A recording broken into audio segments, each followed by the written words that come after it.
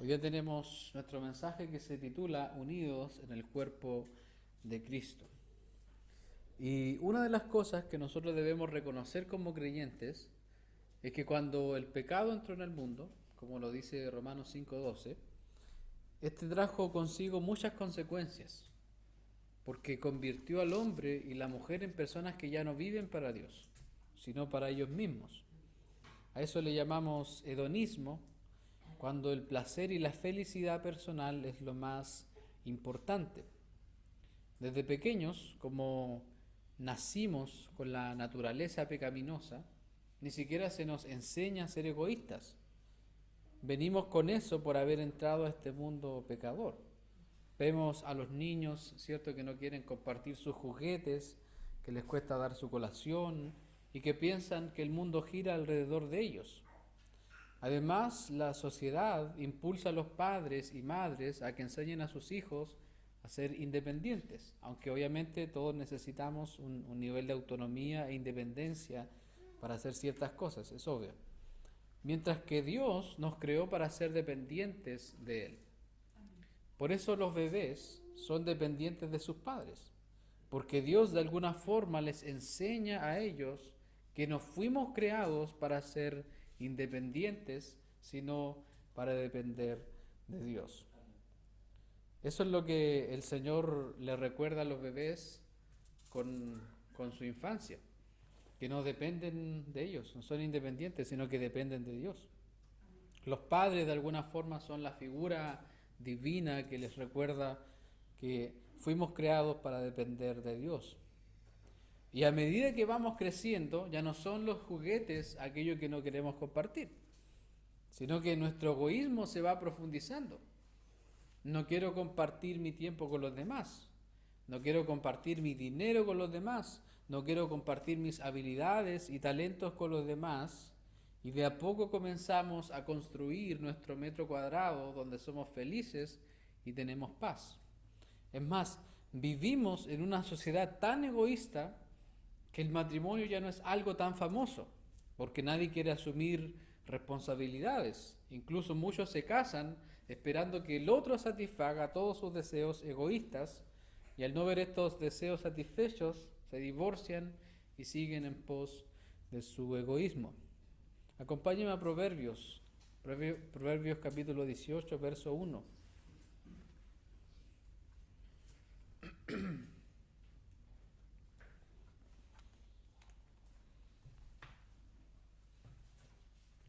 Proverbios 18, 1.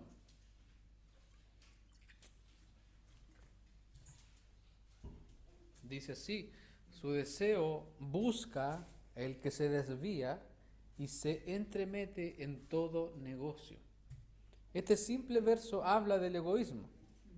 Aquellos que se desvían, aquellos que no están en Cristo, aquellos cuyas mentes no están en Cristo, buscan su propio deseo y además se entrometen en donde nadie los ha llamado. O sea que aparte de buscar su egoísmo, son mequetrefes. Es el egoísmo el que separa las familias. Es la vida centrada en uno mismo la que lleva a la destrucción de los hogares. Cuando yo quiero, por ejemplo, que mi razón se haga valer en mi casa, yo levanto la voz un poco porque quiero que mi familia esté sujeta a lo que yo digo. Y eso es egoísta. ¿Cuántos esposos, cuántos matrimonios que no pensaron en el bien de sus hijos y decidieron separarse porque eso era lo mejor para ellos? ¿Cuántas veces no hemos tomado decisiones sin considerar a nuestro cónyuge, amigo o familiar? El egoísmo se manifiesta de muchas maneras. Cuando Caín mató a Abel, Caín no pensó en su hermano, sino en él mismo. Fue egoísta. Ya no quería que Abel fuera parte de su familia. Así también los hermanos de José, que pensaron en ellos. No pensaron en el dolor que traería a sus padres el haber inventado la muerte de José. ¿Se dan cuenta cómo el egoísmo está presente en toda la historia? El egoísmo siempre ataca y destruye a la familia. Y si la familia es destruida, entonces la iglesia es afectada. Porque no hay iglesia fuerte sin familias fuertes. Conocemos a muchas personas que aún no saben la importancia de la iglesia, que creen que la iglesia es solo el domingo o las actividades, pero la realidad es que la iglesia es más que eso. Por el egoísmo, por nuestra vida centrada en nosotros, no vemos la importancia de la iglesia. La iglesia es el cuerpo de Cristo, el pueblo y la familia que Dios utiliza para nuestro progreso y santificación hasta que Él regrese. Eso es la iglesia. Es más que algo físico. Y eso solamente para empezar a hacernos la idea de lo que vamos a hablar. Que esta mañana, hermanos, Dios renueve nuestras mentes con su palabra para poder comprender de forma profunda y práctica qué significa pertenecer y cuáles las implicancias de estar en el cuerpo de Cristo, su pueblo, su iglesia. Primer punto, ya vamos a entrar a nuestro texto, así que Romanos 12:3, ahí está, Romanos 12 del 3 al 8, ahí está nuestro texto. Y el primer punto nos dice el concepto correcto acerca de nosotros. Y esto está basado en el verso 3. Y aquí el apóstol Pablo comienza diciendo, digo pues, por la gracia que me es dada, a cada cual que está entre vosotros, que no tenga más alto concepto de sí que el que debe tener, sino que piense de sí con cordura, conforme a la medida de fe que Dios repartió a cada uno. Recordemos que anteriormente en el verso 2, el Señor nos dijo, ¿cierto? Transfórmense, esténse transformando por medio de la renovación de su entendimiento, para que comprueben cuál es la voluntad de Dios, agradable y perfecta. Aquí en el verso 3, el Señor nos vuelve a hablar de nuestros pensamientos. Le habla a esta mente, a las mentes que estaban leyendo, ¿cierto?, la carta, y ahora nosotros, esa mente que debe estarse renovando en Cristo cada día. Y nos dice qué es lo que pensamos acerca de nosotros. Y aquí la pregunta obligatoria que tenemos que hacernos es, ¿quién soy? ¿Qué se te viene a la mente primero? ¿Soy una dueña de casa? ¿Soy un informático? ¿Qué es lo primero que se te viene a la mente cuando piensas en eso? Piensas quizá en tu trabajo. ¿Qué concepto tengo de mí mismo? Y el problema que el texto nos señala, lo que el texto nos dice es que no debemos tener un mayor concepto del que deberíamos tener. ¿Y qué significa esto? ¿De qué estamos hablando?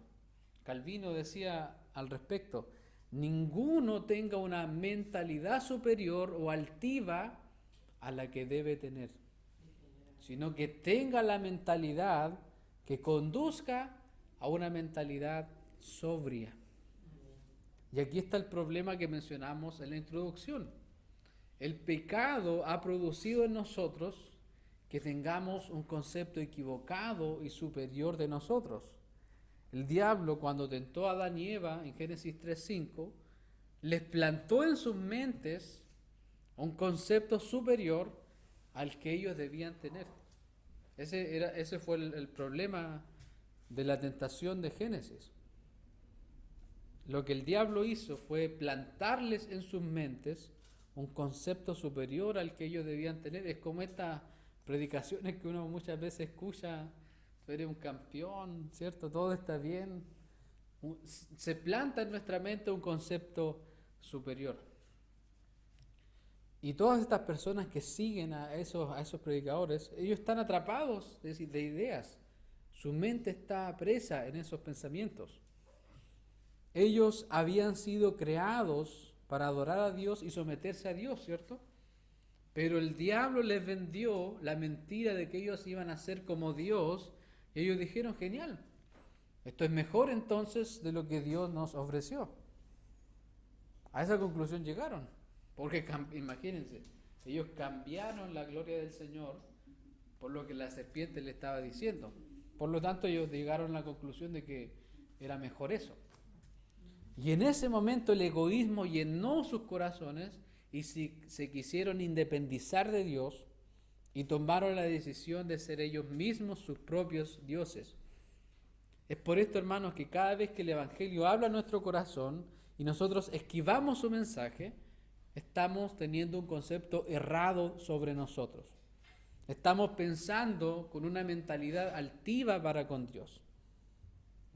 Por ejemplo, cuando Dios nos dice en 1 Tesalonicenses 5:17, ¿qué dice 1 Tesalonicenses 5:17? ¿Quién se lo sabe de memoria? Sin mirar la Biblia. Orad sin cesar. El más fácil. 1 Tesalonicenses 5:17, recuérdelo. Orad sin cesar. Cuando el Señor nos dice eso, por ejemplo, nosotros decimos, yo puedo orar solo cuando tenga tiempo. No me alcanza el tiempo, así que no oro. O cuando el Señor, por ejemplo, en Mateo capítulo 7 nos dice, fíjate primero en la viga que tienes en tu ojo antes de ayudar a tu hermano con su astilla. Cuando el Señor nos dice eso, nosotros decimos, no, Señor, mi hermano está peor que yo y tengo que ayudarlo. Hay muchas formas, hermanos, de tener un mayor concepto de nosotros. Por eso el texto también nos dice, sino que piense de sí con cordura, conforme a la medida de fe que Dios repartió a cada uno. Y esto, hermanos, apunta directo al egoísmo que aún habita en nuestro corazón. Ese egoísmo, hermanos, que me impide ver la necesidad del que está al lado mío, del que sufre, del necesitado, del que me hace ver al borrachito en la calle, el que me produce ese rechazo por ese que está en la calle.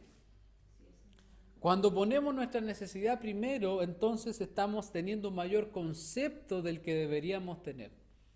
Y esto afecta directamente a la iglesia. Por eso Dios, antes de ahondar en lo que es el cuerpo de Cristo, primero apunta a nuestra mente, a nuestro interior. La traducción del lenguaje actual dice, véanse ustedes mismos según la capacidad que Dios les ha dado como seguidores de Cristo. Es decir, si hemos de tener un concepto acerca de nosotros, eso debe estar centrado en la gracia de Dios que nos ha sido dada para creer en Él y junto con todo lo que nos ha dado para el servicio de los demás. Es ahí donde debe estar nuestro concepto. Nada éramos, solo estábamos muertos en delitos y pecados. Pero como Pablo decía en 1 Corintios 15:10, pero por la gracia de Dios soy lo que soy, y su gracia no ha sido en vano para conmigo. Antes he trabajado más que todos ellos, pero no yo, sino la gracia de Dios conmigo. Pablo reconocía la gracia de Dios que le había sido dada. Por eso el verso 3 comienza afirmando eso. Él no está poniendo el pie encima de los hermanos con su apostolado. Aquí nadie viene y no, yo soy el apóstol. No. O mirando en menos a los hermanos nuevos. Sino que Pablo, en primer lugar, se ponía como ejemplo de alguien que no tenía un concepto altivo y que usaba todo lo que Dios le dio para el beneficio de los creyentes. Imaginemos si Pablo hubiera tenido un concepto alto de él mismo. Quizás qué disparates hubiera escrito, quizás hubiera dicho, no, yo soy el mejor apóstol, porque yo soy el apóstol a los gentiles, nadie ha hecho tanto como yo. Y tantas otras cosas que hubieran afectado a la iglesia. ¿Qué es lo que pasaba con otras personas que tenían un concepto errado de ellos? De los cuales, 2 de Pedro, capítulo 2, versos del 15 al 18, escuchen lo que dice. Han dejado el camino recto y se han extraviado siguiendo el camino de Balaam, hijo de Beor, el cual amó el premio de la maldad y fue reprendido por su iniquidad, pues una muda bestia de carga, hablando con voz de hombre, refrenó la locura del profeta. Estos son fuentes sin agua y nubes empujadas por la tormenta, para los cuales la más densa oscuridad está reservada para siempre. Pues hablando palabras infladas y vanas, seducen con concupiscencias de la carne y disoluciones a los que verdaderamente habían huido de los que viven en error. Tener un concepto alto de nosotros, un concepto inflado, tendrá repercusiones en nuestra familia, iglesia y comunidad. ¿Cuántas veces hemos dicho, no, esto no es lo que yo merezco? ¿Y qué es lo que merecemos? Merecemos el infierno. Eso es lo que cuando usted use esa frase, no, yo me merezco estas vacaciones, no, yo me merezco esto, porque yo fui así, hermanos. El concepto correcto nos dice que merecemos el infierno y nada más. Y si tenemos cualquier cosa, todo eso viene de la pura gracia de Dios. Cuando si alguien te ve con algún logro, te van a decir, hoy tú has logrado esto porque te has esforzado. Uno tiene que dejar en claro que lo que uno tiene y lo que uno es por la gracia de Dios. Eso va a hacer la diferencia en la conversación. Porque hoy día el mundo está centrado en ellos mismos. Quieren hablar de lo que hicieron. No, yo emprendí, yo tuve una idea exitosa. No, hermanos. Si somos algo, si tenemos algo, proviene de la gracia de Dios. Si tenemos un concepto erróneo, eso va a tener repercusiones en la familia, en la iglesia, en la comunidad, porque un concepto erróneo es un concepto que no proviene del Evangelio. Y por lo tanto viviremos una vida centrada en nosotros, una vida egoísta sin frutos visibles de la gracia que Dios nos ha dado. Mami, Santiago capítulo 3, versos del 13 al 14.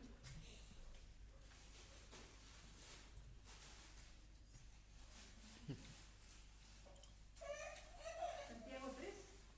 Sí, Santiago capítulo 3, versos del 13 al 14. ¿Quién es sabio y entendido entre vosotros? Muestre por la buena conducta sus obras en sabia mansedumbre. Pero si tenéis celos amargos y confusión en vuestro corazón, no os jactéis ni mintáis contra la verdad. Amén. Amén. Si llevamos estas palabras a nuestro texto, es como si dijéramos, ¿tienes un concepto bíblico acerca de ti?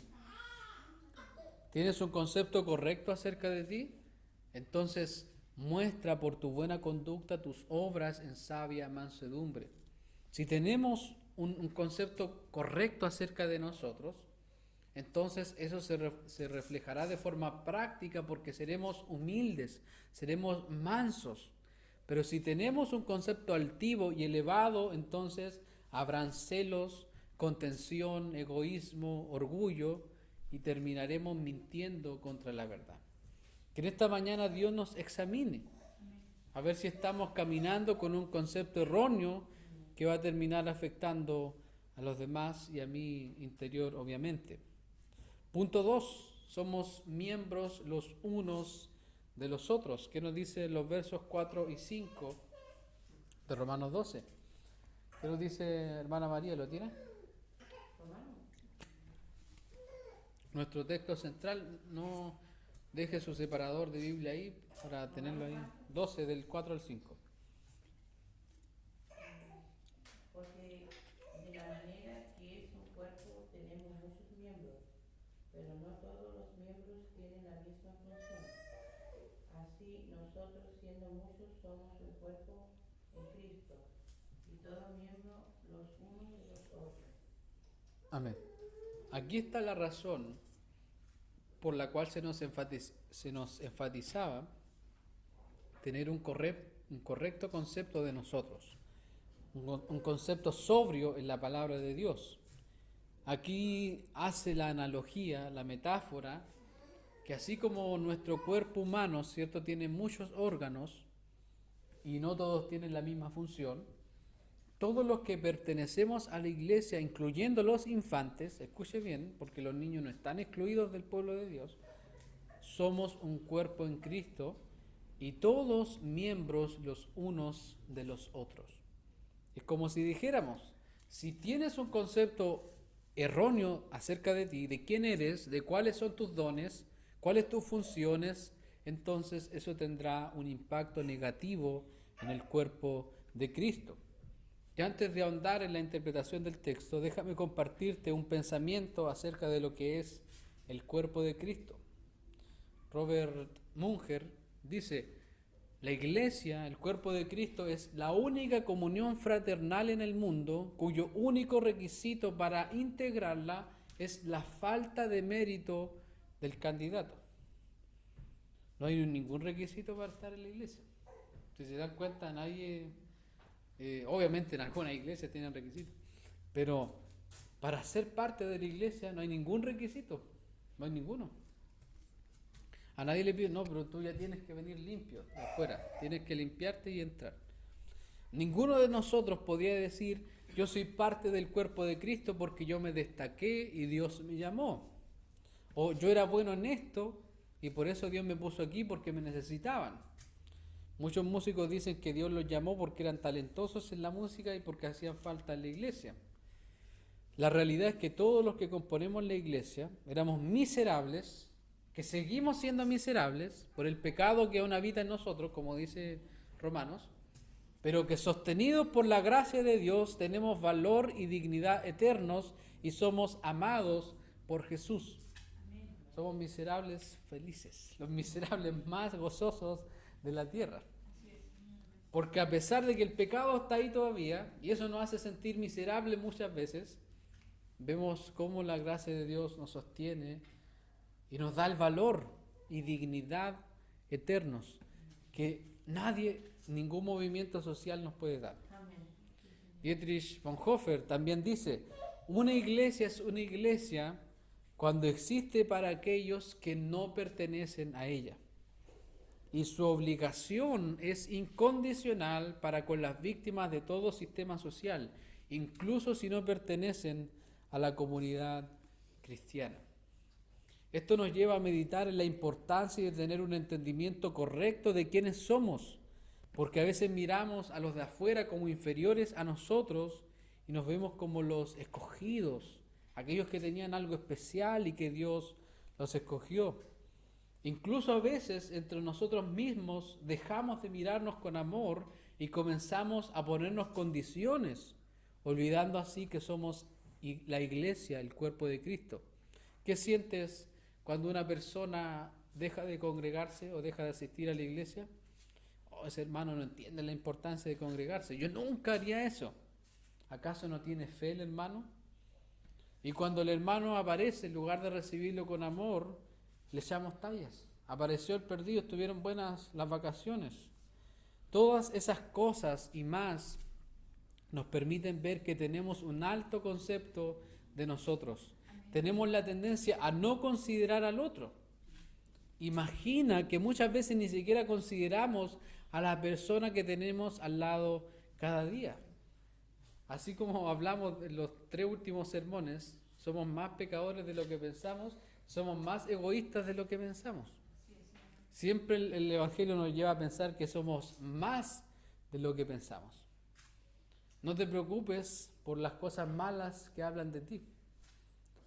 Y tenemos que creer que somos peor de lo que dicen de nosotros, así que no hay mucho que sorprenderse.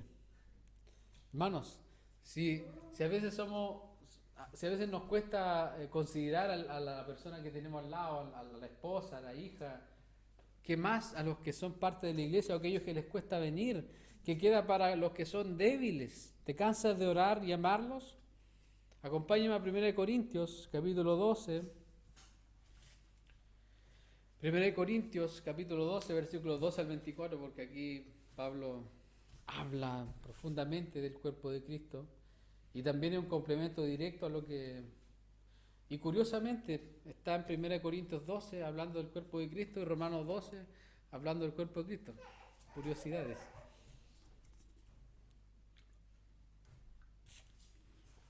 Primera de Corintios 12, del 12 al 24. Hermana Rocío, del 12 al 14. Del 12 al 14. Hermana Sonia, del 15 al 18. Hermana María, del 19 al 21 y yo los que siguen. Vale. Porque así como el cuerpo de Cristo, porque así como el cuerpo es uno y tiene muchos miembros, pero todos los miembros del cuerpo, siendo muchos, son un solo cuerpo, también así Cristo.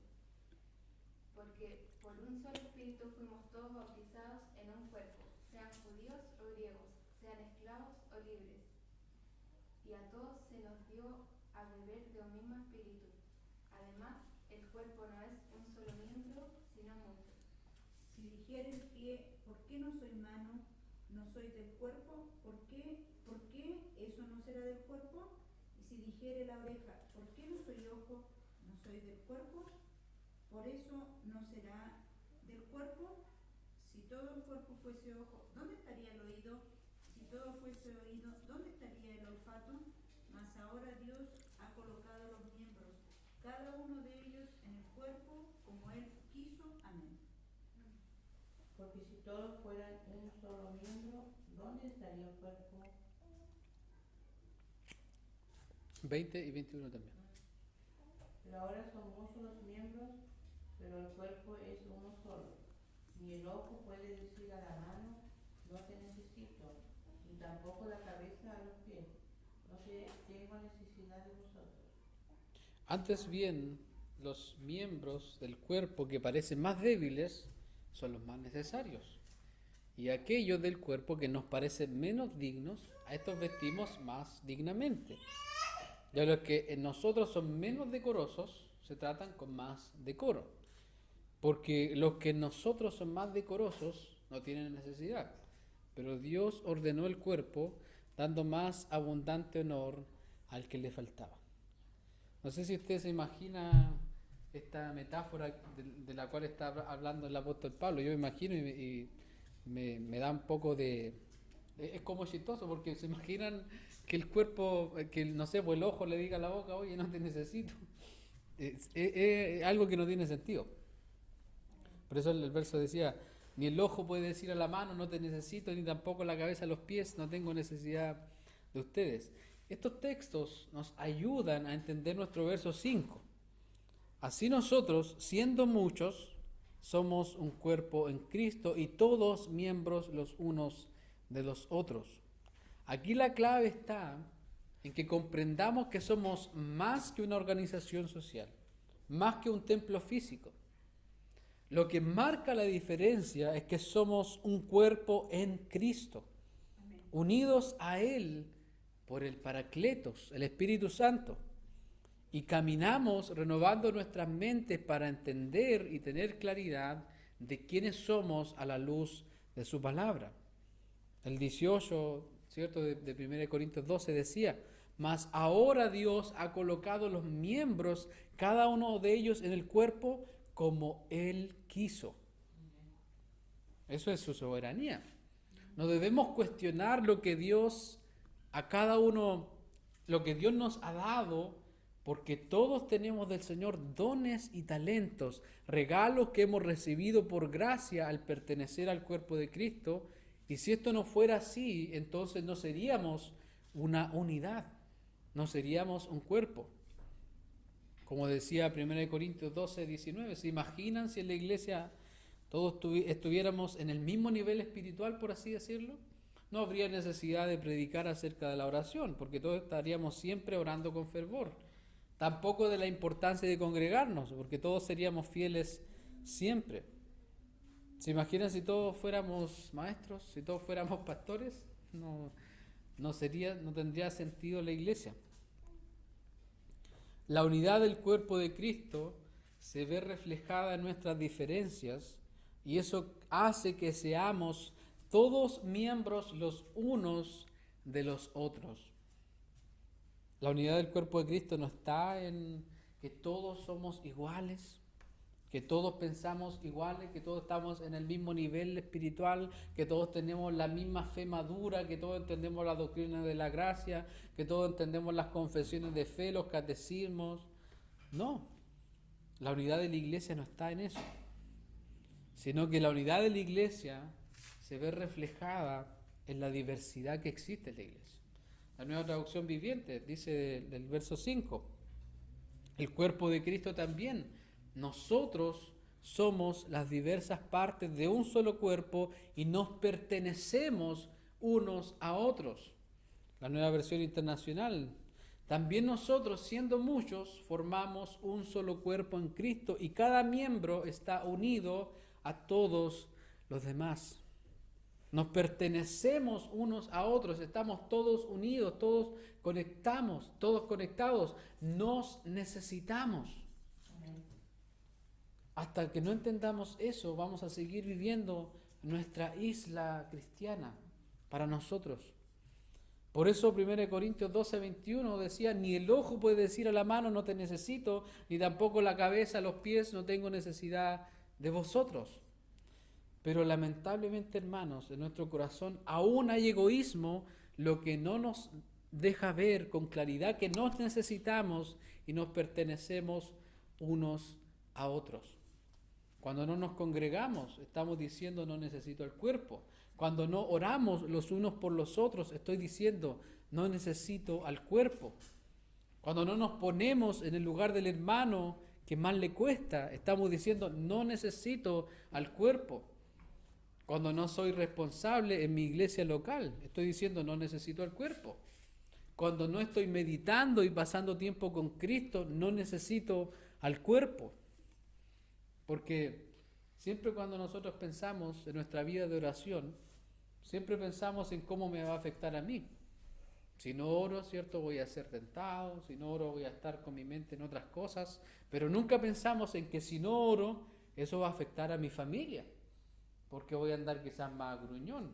Si no estoy renovando mi mente en la Escritura, nunca pensamos en cómo le va a afectar al resto, siempre pensamos en cómo me va a afectar a mí. Pero el no estar en Cristo, no estar pasando tiempo en Cristo, va a tener un efecto en los demás, va a tener un efecto en aquellos que me rodean, va a tener un efecto en la iglesia. Cuando vayamos a aconsejar a alguien, quizás no le vamos a dar un consejo bíblico y lo vamos a destruir. Esto de necesitarnos mutuamente, de estar unidos en Cristo, es más que algo lindo que sentimos. Es más que esas canciones que darnos en las manos y el mundo se llenará de amor y de paz. Es más que eso, sino que es una realidad que debe ser una verdad viva en nuestras vidas, porque no somos miembros de un cuerpo cualquiera. El texto nos dice, somos un cuerpo en esta organización, o somos un cuerpo en esta obra, o somos un cuerpo en esta iglesia reformada, o somos un cuerpo en esta corporación, sino que el texto dice que somos un cuerpo en Cristo, el cuerpo de Cristo. Y déjame decirte que Cristo, cuando estaba en esta tierra, Él no vino a pasarla bien. Él no vino de vacaciones. Sus 33 años no fueron de vacaciones. Acuérdense de los que le decía, no tuvo una casa propia, no tuvo nunca un lugar donde dormir, no tenía sus derechos sociales garantizados, no tuvo una pensión digna. Entonces hay que pensar eso. Isaías 53 lo llama como el siervo, el esclavo experimentado en quebranto. Él sufrió por nosotros, lloró por nosotros, él sufría al ver la incredulidad de su pueblo, la falta de fe de sus discípulos. Cristo en su cuerpo vivió una vida de aflicciones porque el amor nos lleva a eso, a considerar al otro, a buscar el bien del otro, aunque eso genera aflicción en mí. Pero nosotros nos cansamos al tiro de la gente. Ya no viene un culto, ya, ¿qué le estará pasando al hermano? Capaz que se descarrió. Lo llamas, oras por él. Colosenses 1, 24 al 25, mira lo que nos dice el apóstol Pablo. Ahora me gozo, mira, escucha hermano, ahora me gozo en lo que padezco por vosotros y cumplo en mi carne lo que falta de las aflicciones de Cristo por su cuerpo, que es la iglesia, de la cual fui hecho ministro según la administración de Dios que me fue dada para con vosotros, para que anuncie cumplidamente la palabra de Dios. Aquí Pablo dice que él se goza por lo que padece por el cuerpo de Cristo, porque él entendía que somos miembros los unos de los otros y que estar en el cuerpo va acompañado de dolor, de aflicciones, de esfuerzo, de preocupación por aquel que también está unido a Cristo. Y estábamos en 1 Corintios 12, y ahí los versículos que venían de lo que leímos, el 25 y el 26, dice, que el Señor hizo todas estas cosas, hizo el cuerpo así, para que no haya desvanecencia en el cuerpo, para que haya armonía en el cuerpo. Dice, para que no haya desvanecencia en el cuerpo, sino que los miembros todos se preocupen los unos por los otros. De manera que si un miembro padece, todos los miembros se duelen con él, y si un miembro recibe honra, todos los miembros con él se gozan. ¿Cómo te sientes cuando algo te duele? Todo tu cuerpo se siente mal. Si te duele la cabeza, te vas a acostar, porque tus pies no te funcionan. Si te duele un brazo, te afecta tu normalidad de vida. ¿Qué sientes cuando alguien de la iglesia se aleja o pasa por una prueba? ¿Te dueles con él? ¿Oras por él? ¿O lo criticas duramente? ¿O cuando ves a tu hermano pecar, qué haces? Lamentablemente, cuando estas cosas pasan, en nuestro pensamiento egoísta criticamos rápidamente y ni siquiera oramos por nuestros hermanos. Y en ese momento nos consideramos superiores a ellos. Cuando uno de nosotros está enfermo o pasando por algo, deberíamos correr a visitarnos, deberíamos dejar lo que estamos haciendo y elevar una oración en favor del hermano o hermana que está unido a Cristo y que me necesita para seguir corriendo la carrera de la fe. ¿Cómo te ayudo, hermano? ¿Cómo te ayudo? Esa debe ser nuestra actitud. Pero siempre estamos pensando, que justo tengo que hacer. Pero cuando se trata de algo de nosotros, pedimos permiso en la pega. Faltamos donde tenemos que faltar. Nos hacemos los enfermos, muchas veces mentimos. Pero cuando un hermano está enfermo, voy a orar por ti, no, hermano. No, ni siquiera tenemos la intención de ir donde el hermano o decir, hermano, te falta algo, te voy a ver. Gálatas 6 del 1 al 3, escuchen lo que dice. Hermanos, si alguno fuere sorprendido en alguna falta, vosotros que sois espirituales, ustedes que tienen un concepto correcto, restauradle con espíritu de mansedumbre, considerándote a ti mismo, no sea que tú también seas tentado. Sobrellevad los unos las cargas de los otros y cumplid así la ley de Cristo. Porque el que se cree ser algo, no siendo nada, a sí mismo se engaña. ¿Te das cuenta de que tener un concepto erróneo es lo que el Señor está hablando todo el rato? Considérate a ti mismo. El que se cree ser algo, no siendo nada, a sí mismo se engaña. No nos creamos buenos creyentes, no nos creamos cristianos fieles, si cuando mi hermano está pasando por una necesidad ni siquiera elevamos una oración por ellos. Un concepto errado de nosotros no nos dejará ver el ejemplo supremo de Cristo. ¿Sabes cuántas cargas llevó Cristo por nosotros? ¿Cuántas cargas llevó Él? ¿Pocas? ¿Muchas? ¿Todas? Isaías 53:4. Ciertamente llevó Él nuestras enfermedades y sufrió nuestros dolores, y nosotros le tuvimos por azotado, por herido de Dios y abatido. Estar en el cuerpo de Cristo es ayudar a mi hermano a llevar su carga, porque muchas veces nos dejamos solos e ignoramos que debemos estar atentos a las necesidades y procesos que vivimos. Recuerda que Cristo sabía que Pedro lo iba a negar. ¿Cómo te sentirías si alguien habla mal de ti? Chao. Pero Jesús sabía que Pedro lo iba a negar, ¿y qué hizo Jesús? Oró por él. En cambio nosotros, si un hermano o con quien sea nos hace algo, le hacemos la cruz. Mira lo que me hizo. No merece ser ayudado. Pero el Evangelio nos dice, restáurale con espíritu de mansedumbre, considérate a ti mismo, piensa acerca de ti, no sea que tú también seas tentado. No te engañes, porque nosotros igual podríamos caer en eso. Mira el versículo de oro. Filipenses 2:3. Nada hagáis por contienda, por vanagloria, antes bien con humildad, estimando cada uno a los demás como superiores a él mismo. Aquí Dios vuelve a pegarle a nuestro egoísmo, que incluso decimos, no, yo no soy egoísta. Está el orgullo y el egoísmo ahí de la mano. No hagan nada por contienda o por su propio beneficio, sino que con humildad, es decir, reconociendo mi condición delante de Dios y reconociendo a mi hermano y hermana como superior a mí, no en el sentido de rango, no en el sentido de jerarquía, sino que mi hermano es superior a mí porque su necesidad es superior. Bueno, ¿y quién me ayuda a mí? Decimos, porque yo siempre estoy ayudando, ¿y quién ora por mí?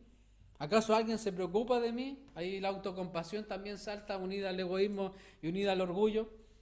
Ese es un pensamiento egoísta lejos de la motivación de Cristo, porque Él siempre nos puso a nosotros primero. Si invitáramos a Cristo a comer, Él ayudaría a servir la mesa y luego lavaría la loza. 1 Corintios 10:24, otro versículo de oro. Ninguno busque su propio bien, sino el del otro. De eso hablamos cuando somos miembros los unos de los otros, cuando entendemos que nos necesitamos entre nosotros y que el bien y necesidad de mi hermano es superior a la mía. Si Cristo buscó nuestro bien, entonces debo buscar el bien de mi hermano primeramente. Santiago capítulo 2, versos del 15 al 16. Y si un hermano o una hermana están desnudos y tienen necesidad del mantenimiento de cada día, y alguno de vosotros les dice, id en paz, calentaos, hagan fueguito y saciaos, pero no les dais las cosas que son necesarias para el cuerpo, ¿de qué aprovecha? El evangelio es práctico, hermanos. Estar en el cuerpo de Cristo es esto, cuando bendecimos a nuestros hermanos y hermanas, cuando renuncio a darme un gusto por aquellos que necesitan, cuando doy mis diezmos, mis ofrendas fielmente a Dios, no pensando en, chuta, ahora no me va a alcanzar para fin de mes, hubiese ahorrado esa plata, porque el Señor me llama a ser un buen mayordomo. Esa es una mente egoísta con un concepto altivo y vanaglorioso. Estar en el cuerpo de Cristo y comprender que estamos unidos en Cristo es ayudarnos a llevar la cruz que Cristo nos ha mandado, ayudarnos a vivir el Evangelio, no ponernos el pie encima cuando vemos caernos entre nosotros. Porque ¿qué es lo que primero hacemos cuando vemos caer al otro? Vaya a la iglesia. ¿Para qué vaya a la iglesia?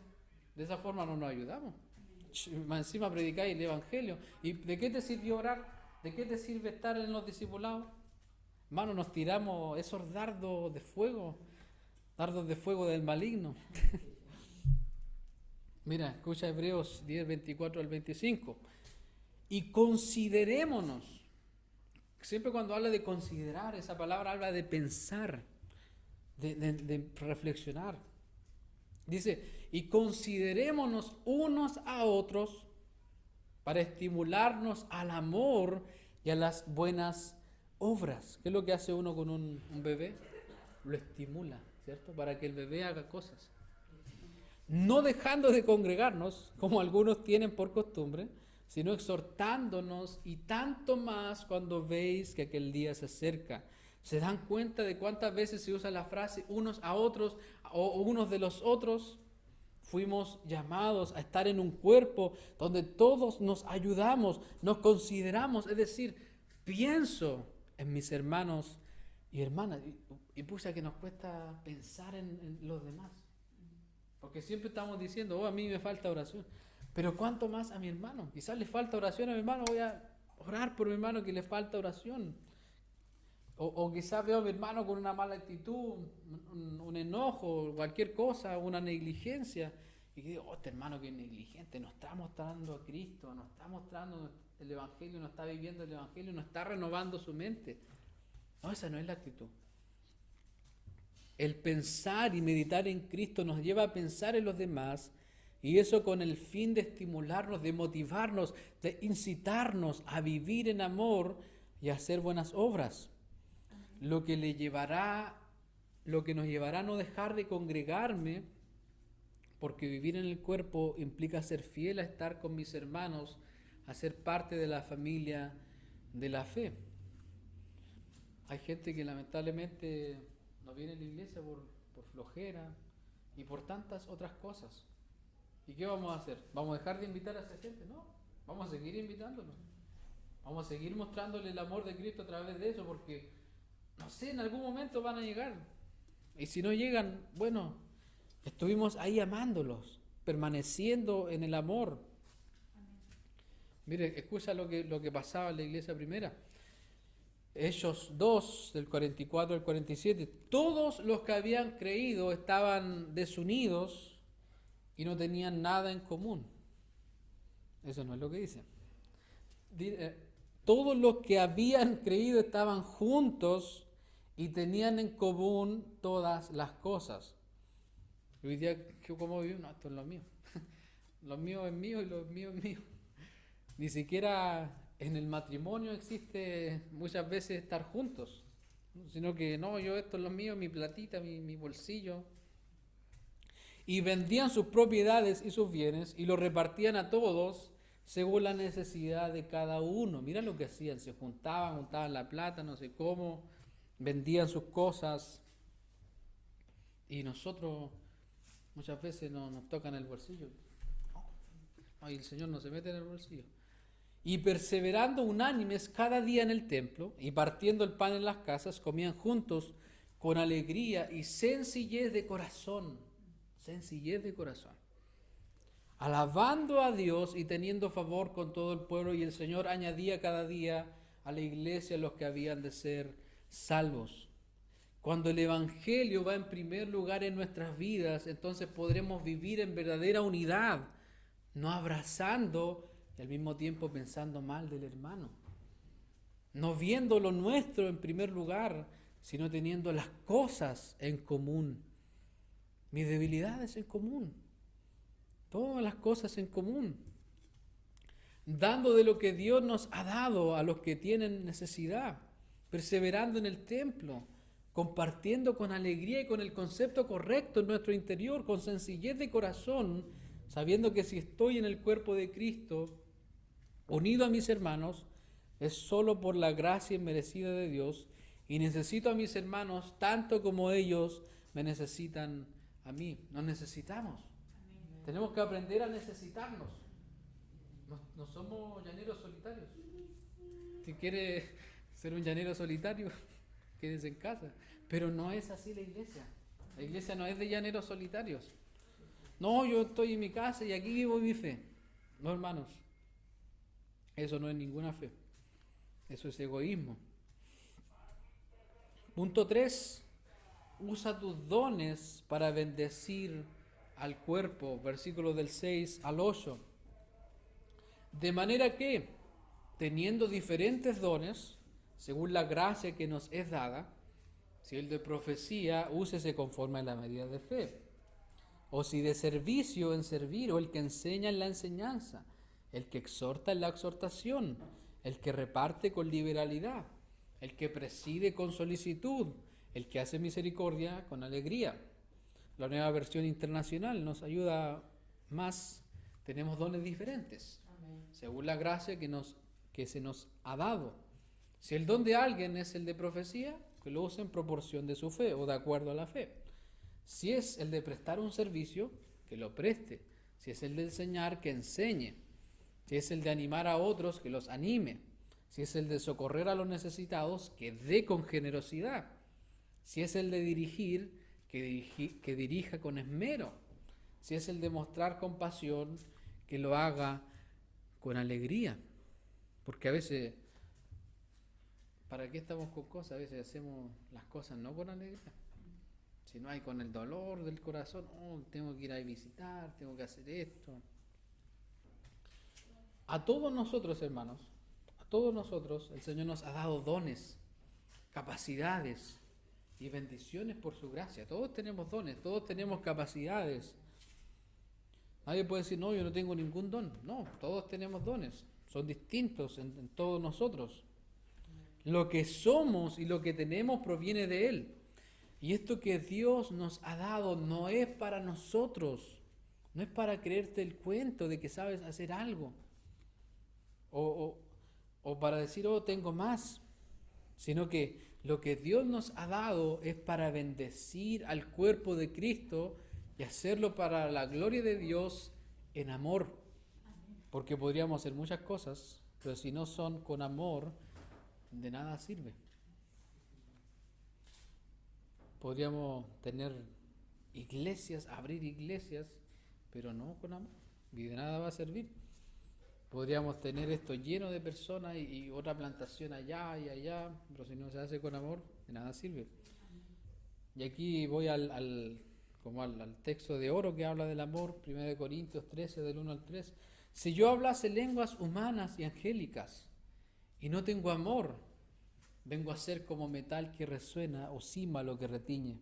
Y si tuviese profecía y entendiese todos los misterios y toda ciencia, y si tuviese toda la fe de tal manera que trasladase los montes y no tengo amor, nada soy. Y si repartiese todos mis bienes para dar de comer a los pobres, y si entregase mi cuerpo para ser quemado y no tengo amor, de nada me sirve. O sea, ¿quién podría decir que una persona que entrega su cuerpo para ser quemado no tiene amor? Solo Dios. Solo Dios, al fin. Dios es el que pesa los corazones. Dios sabe la intención del corazón.